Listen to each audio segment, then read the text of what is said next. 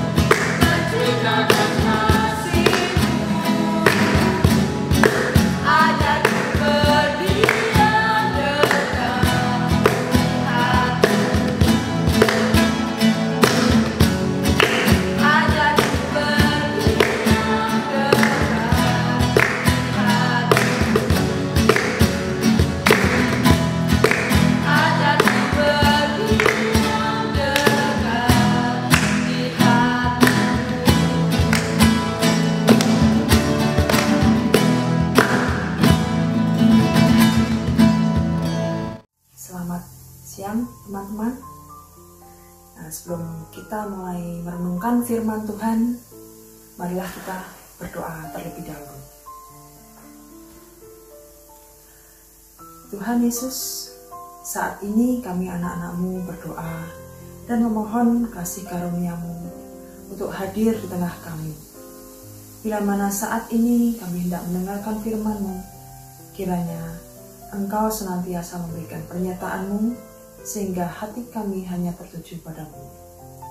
Bahwa kami akan mengerti firman-Mu dan biarkan hati kami terbuka menerima perintah-Mu.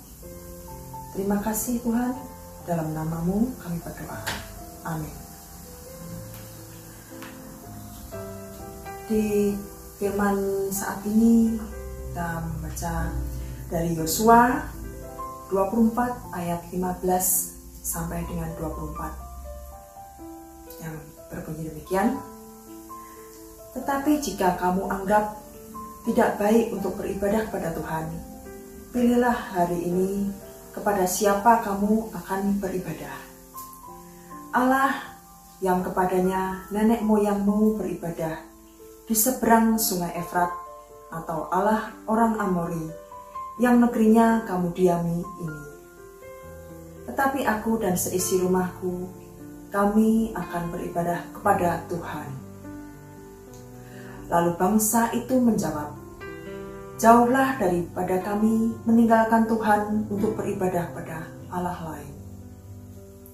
Sebab Tuhan, Allah kita, Dialah yang telah menuntun kita dan nenek moyang kita dari tanah Mesir, dari rumah perbudakan, dan yang telah melakukan tanda-tanda mujizat yang besar ini di depan mata kita sendiri, dan yang telah melindungi kita sepanjang jalan yang kita tempuh, dan di antara semua bangsa yang kita lalui. Tuhan menghalau semua bangsa dan orang Amori, penduduk negeri ini, dari depan kita. Kami pun akan beribadah pada Tuhan, sebab Dialah Allah kita. Tetapi Yosua berkata pada bangsa itu, tidaklah kamu sanggup beribadah kepada Tuhan, sebab Dialah Allah yang kudus. Dialah Allah yang cemburu. Ia tidak akan mengampuni kesalahan dan dosa. Apabila kamu meninggalkan Tuhan dan beribadah pada Allah asing, maka Ia akan berbalik daripadamu dan melakukan hal yang tidak baik kepada kamu, serta membinasakan kamu, setelah Ia melakukan yang baik kepada kamu dahulu.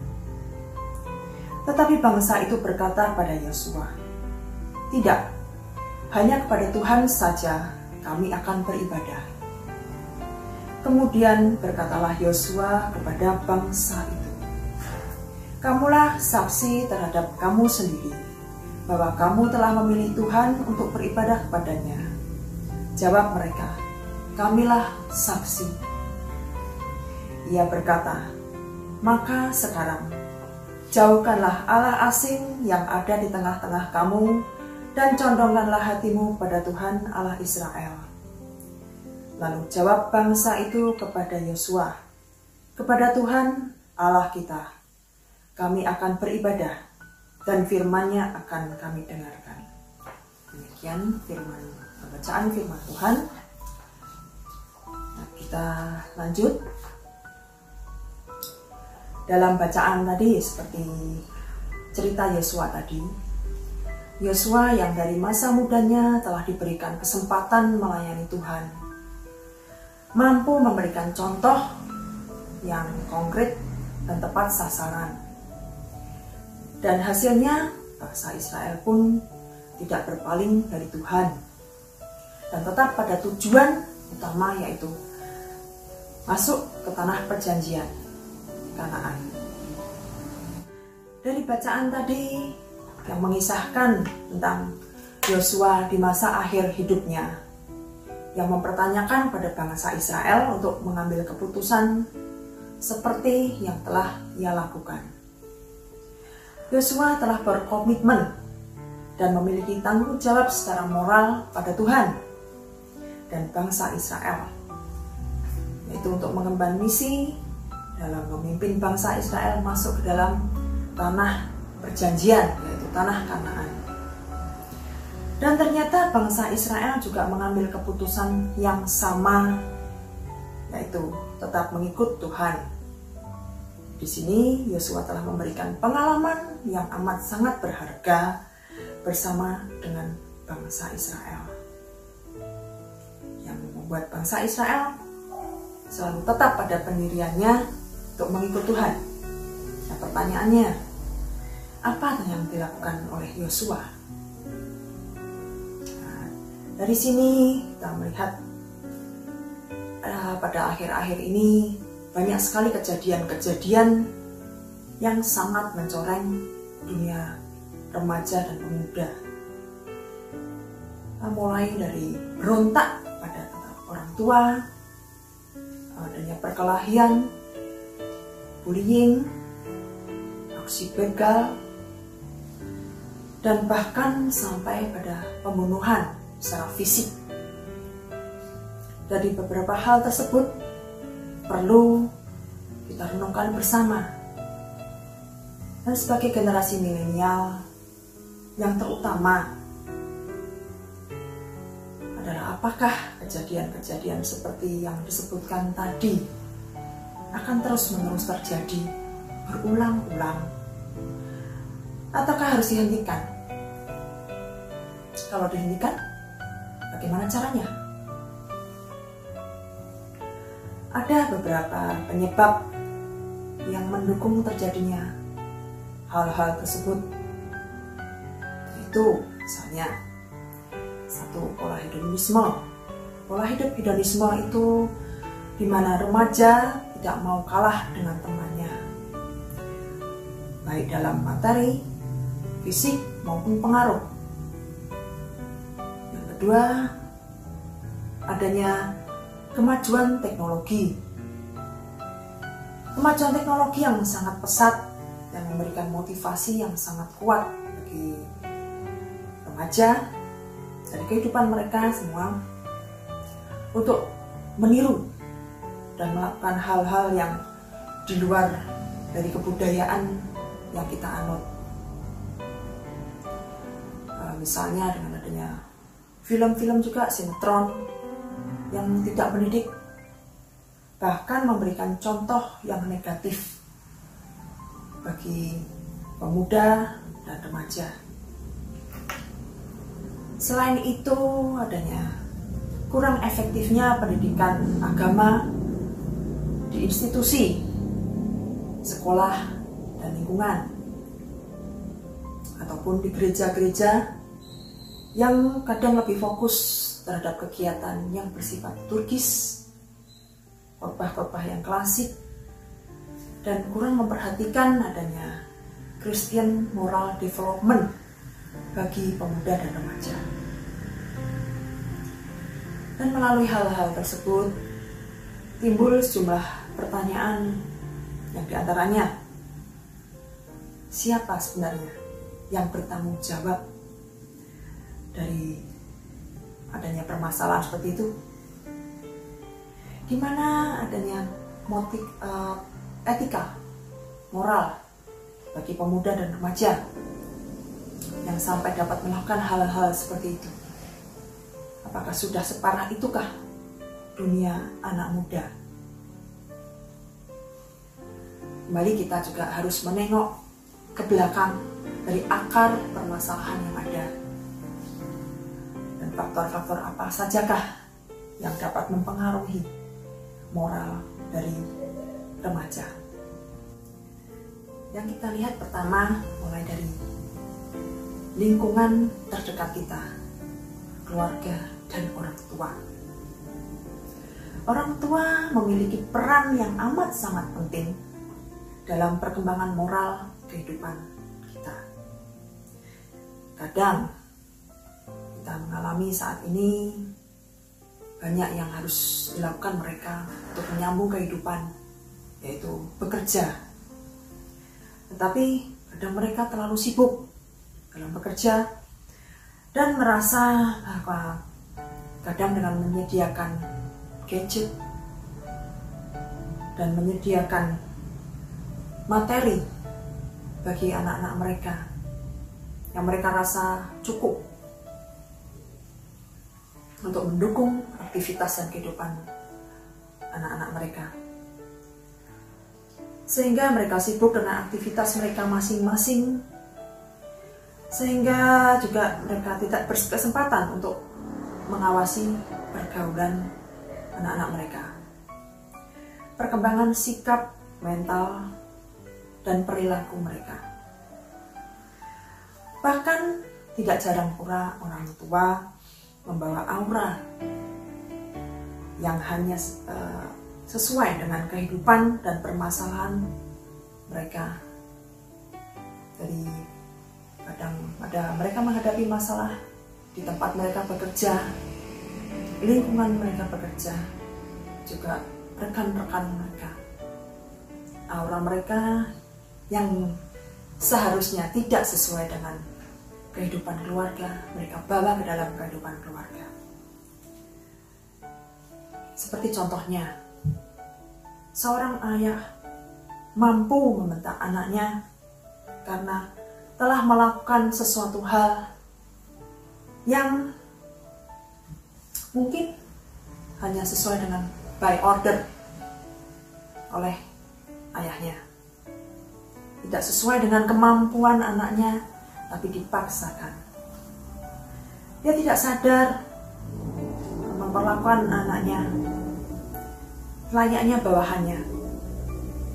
Dan akibatnya, anaknya secara tidak sadar pula melakukan hal yang sama tanpa bisa membedakan mana yang baik atau mana yang buruk, mana yang benar maupun mana yang salah.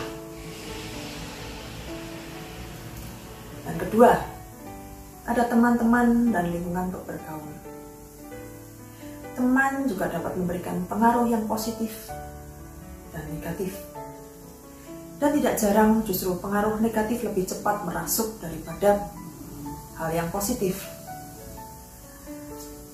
Tetapi tidak jarang pula dengan adanya teman dapat memberikan hal yang luar biasa dalam kehidupan remaja. Misalnya, seperti kita lihat di masa pandemi COVID-19 ini, teman-teman pemuda dan remaja saling bahu-membahu dalam membuat rekaman ibadah online. Dari yang tidak pernah mengerti caranya membuat, hingga akhirnya mampu menciptakan suatu kreativitas yang selalu berkembang setiap minggunya. Dan itu adalah suatu hal yang luar biasa, memberikan pengaruh yang positif. Dan dari dua hal tersebut menjadikan dasar perkembangan moral remaja. Remaja dihadapkan pada permasalahan kehidupan, baik dari dalam dirinya, keluarganya, teman-temannya, dan lingkungannya. Remaja juga dituntut untuk mulai belajar mengambil keputusan. Cepat ataupun lambat, mereka harus belajar untuk berpikir, di mana harus mengambil keputusan secara cepat untuk memberikan suatu efek yang positif bagi dirinya maupun lingkungannya. Nah, di tingkat ini, ada dua tahap yang menentukan terjadinya pergeseran dalam mengambil keputusan. Yang pertama, adanya orientasi kesepakatan antara pribadi. Di posisi ini, di tahap ini, kita sering melihat remaja dalam mengambil keputusan berdasarkan dari apa yang menyenangkan bagi orang lain. Pada saat ini, peralihan remaja dari anak kecil menjadi anak remaja. Mereka ingin tetap memberikan suatu hal yang positif, memberikan aura yang positif bagi lingkungan, sehingga ia ingin tetap disebut sebagai anak baik, anak manis. Dan di masa ini biasanya merupakan peralihan dari mereka yang masih malu, takut dalam bergerak, dalam mengambil keputusan, dalam bergaul. Mereka malu karena mereka masih dianggap masih kecil oleh orang-orang sekitarnya, oleh orang yang lebih tua dalam mengambil keputusan. Dan yang kedua, tahap yang kedua, orientasi untuk hukum dan kewajiban. Pada tahap ini, remaja mengambil keputusan berdasarkan adanya hak dan kewajiban yang sesuai dengan hukum yang berlaku di masyarakat. Di sini remaja mulai mencoba untuk mendeklarasikan dirinya sebagai anak yang mulai beranjak dewasa dan mulai belajar mengambil keputusan demi menjaga eksistensinya. Mereka lebih takut kepada teman dan lingkungannya dibanding dengan peraturan yang berlaku. Mereka sanggup melanggar peraturan yang ada demi membuktikan bahwa dirinya mampu, dirinya kuat, dirinya eksis dibanding teman-temannya yang lain. Dari sini kita dapat melihat bahwa mengambil keputusan dan tanggung jawab moral tidaklah semudah yang kita bayangkan. Banyak hal yang kita harus pelajari dalam kehidupan ini. Dimulai dari saling tolong-menolong dan berempati, mampu menempatkan diri pada posisi orang lain, mengalami perasaan dan pikiran orang lain, mampu menempatkan diri kita dari sisi kacamata orang lain dan tidak mempertahankan dari sisi pandangan kita.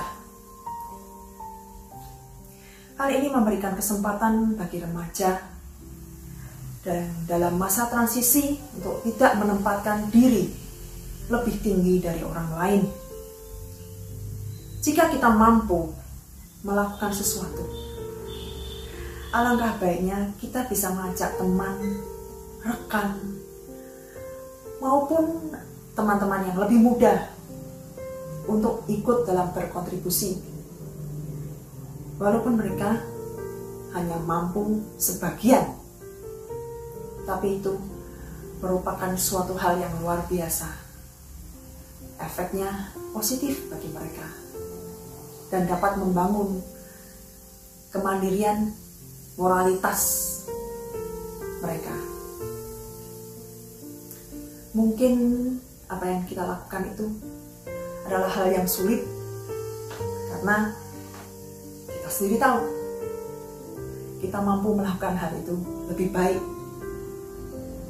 Tetapi jika kita mampu membuka diri, maka hal itu dapat memberikan pengaruh yang besar karena memberikan kesempatan bagi teman untuk menjadi dirinya sendiri.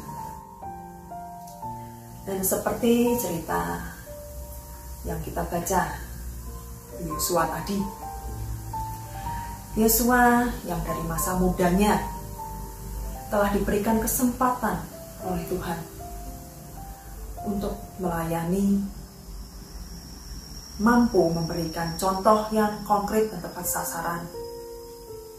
Dan hasilnya kita lihat sendiri, bangsa Israel pun tidak akan berpaling dari Tuhan di masa Yosua dan tetap pada tujuan utama, yaitu masuk ke tanah perjanjian, tanah Kanaan.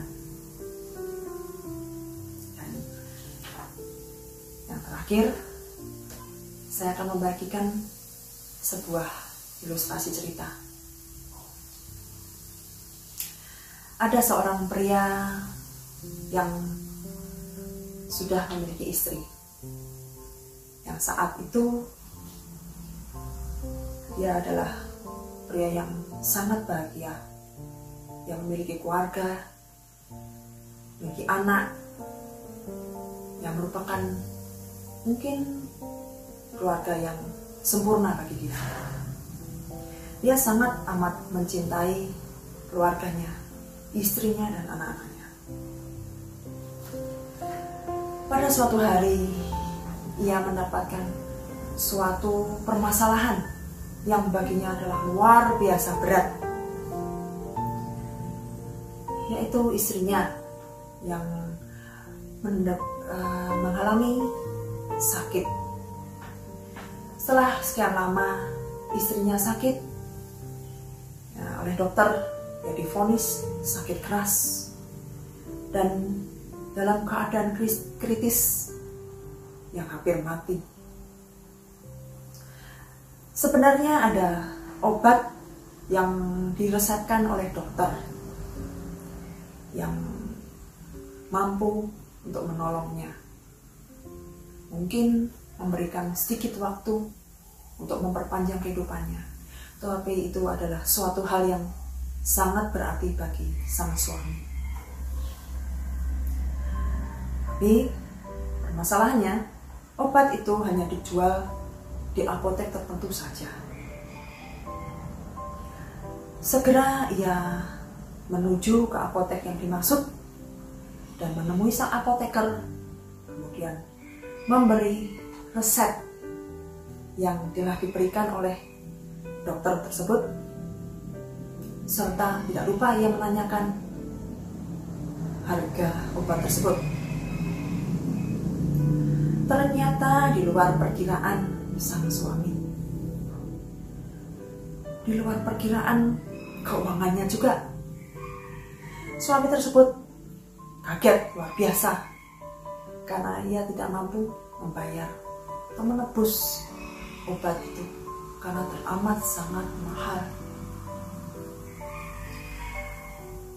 Suami tersebut meminta keringanan, memohon kepada sang apoteker agar ia diberikan obat tersebut dengan harga yang mungkin dia mampu, ataupun obat yang sama dengan merek yang berbeda dengan kandungan yang sama. Tapi hal itu tidak dikabulkan oleh sang apoteker karena banyak hal yang harus ia pertimbangkan.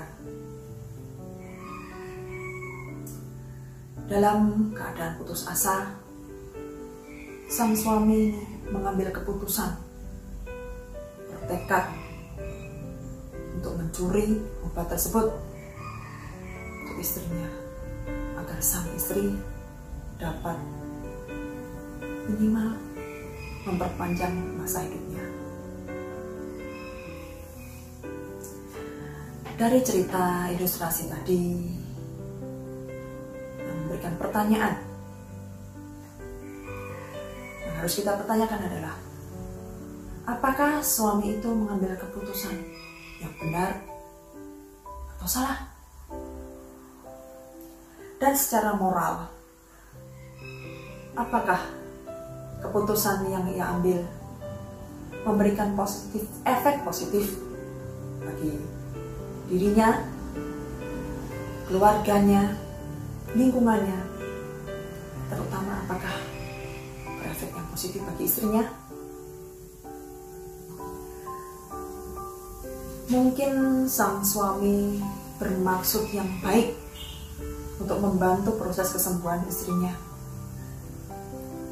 Tetapi di lain pihak, keputusan yang ia ambil merupakan keputusan yang tidak bijaksana, tidak memberikan tanggung jawab yang moral, tidak memberikan efek yang positif sama sekali. Ia melukai istrinya, keluarganya, sang apoteker, bahkan masyarakat sekitarnya.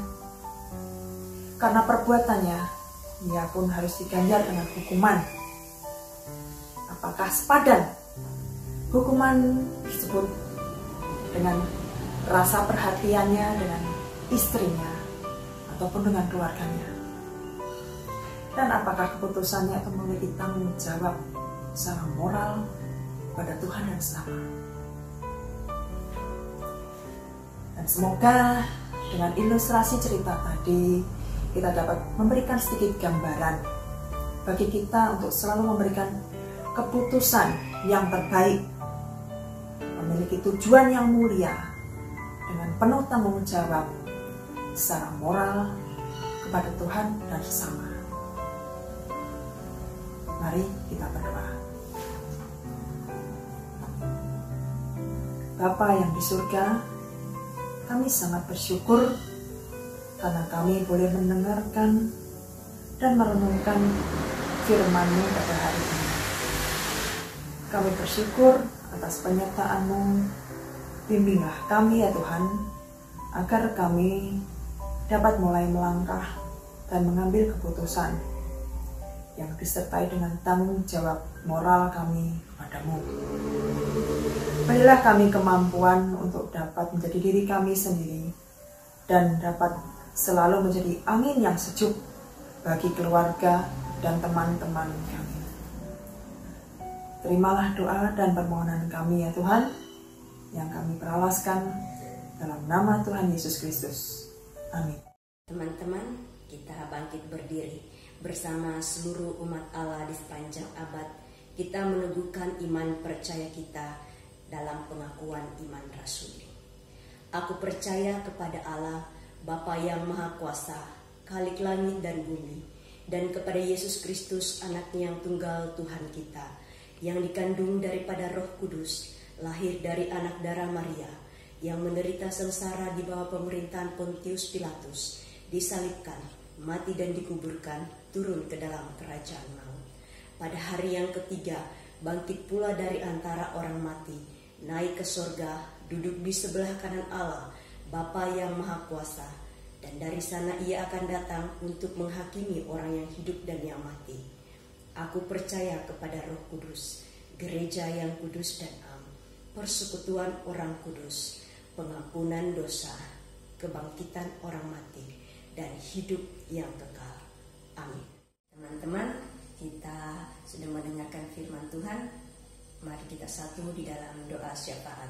Mari kita berdoa. Allah Bapa kami yang Maha Baik, kami mengucap syukur atas kasih setia Tuhan di dalam kehidupan kami. Walaupun kami dalam masa kecemasan akan COVID-19 ini, namun kami tahu penyertaan Tuhan tidak pernah lepas di dalam kehidupan kami. Kami juga mengucap syukur untuk Ibu Inge Eka Sari yang sudah membawakan firman-Mu.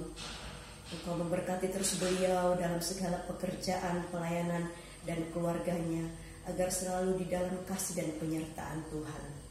Kami berdoa untuk anak-anak remaja-Mu Tuhan, di dalam masa studi, bahkan di dalam cita-cita keinginan mereka, Tuhan yang memberikan penyertaan di dalam kehidupan anak-anak-Mu ini, agar mereka melihat bahwa rencana Tuhan indah di dalam masa remaja mereka. Mereka dapat mengandalkan Tuhan di dalam studi mereka.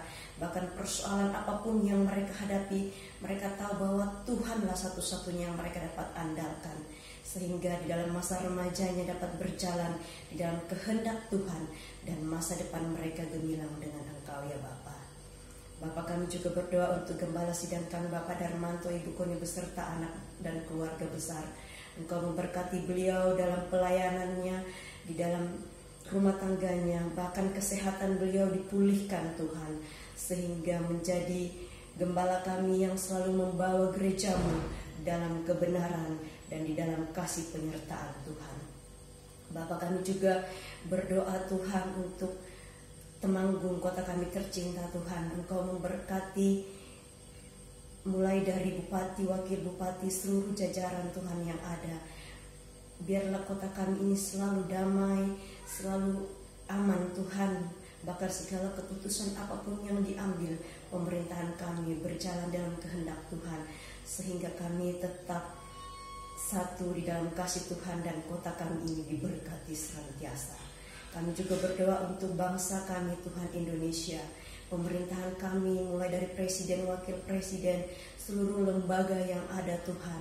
Engkau memberkati setiap keputusan yang diambil Tuhan, agar semuanya berjalan di dalam hikmat dan penyertaan Tuhan, sehingga bangsa kami ini Tuhan menjadi aman, damai, walaupun dalam ekonomi yang sekarang kurang baik Tuhan, namun kami tahu bahwa ada rencana Tuhan dan penyertaan Tuhan tidak pernah lepas di dalam bangsa kami, sehingga keputusan apapun yang diambil Tuhan dapat membawa kebaikan bagi kami anak bangsa Indonesia. Tuhan, kami berdoa bagi gereja-Mu yang ada baik di Indonesia ini bahkan di seluruh dunia. Tuhan, kami bisa bersatu Tuhan untuk melawan COVID-19 ini, dan kami bisa bersatu Tuhan untuk saling menguatkan, untuk saling menolong Tuhan, saling berbagi kasih dan melihat penyertaan Tuhan, bahwa kami tetap aman di dalam kasih dan penyertaan-Mu Tuhan. Terima kasih Tuhan atas penyertaan-Mu. Sekali lagi kami mohon Tuhan penyertaan Tuhan. Apapun yang terjadi Tuhan, baik dalam masalah keresahan akibat COVID-19 ini, namun kami tahu segala penyertaan Tuhan, kehendak Tuhan yang terbaik buat kami anak-anak Tuhan. Dan kami berjalan dengan tetap mengandalkan Tuhan, dan penyertaan-Mu tidak pernah lepas di dalam kami. Terima kasih Tuhan. Hanya di dalam nama Yesus Kristus Allah kami, Tuhan kami yang hidup, kami berdoa. Amin. Sekalipun kita di rumah saja, jangan sampai hal ini menghalangi kita untuk memberi yang terbaik pada Tuhan. Dalam masa pandemi ini kita dapat memberikan persembahan dengan dua cara, yaitu yang pertama, teman-teman mengumpulkan persembahan dalam amplop tertutup yang dikumpulkan di rumah setiap minggunya, dan kemudian dapat kita serahkan ke gereja saat kelak keadaan sudah membaik. Yang kedua, melalui transfer ke rekening BCA nomor 15402650000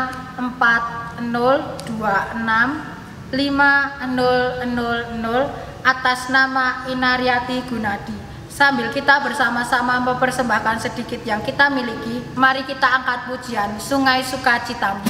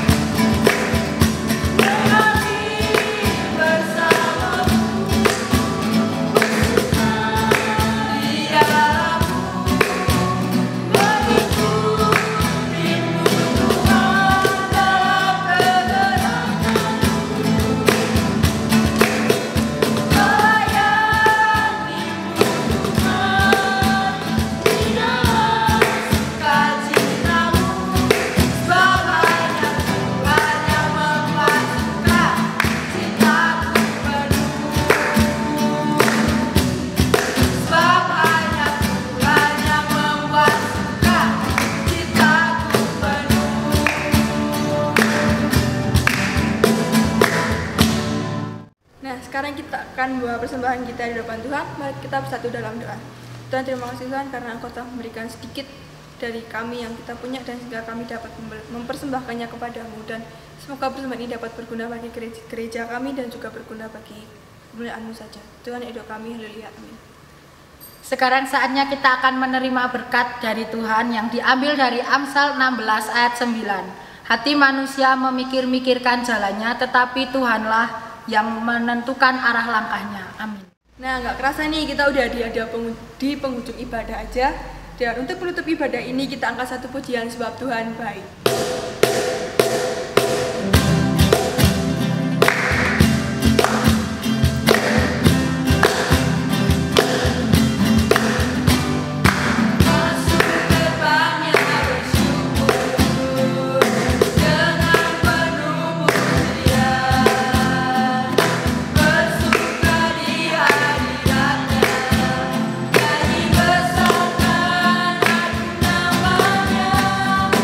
Puji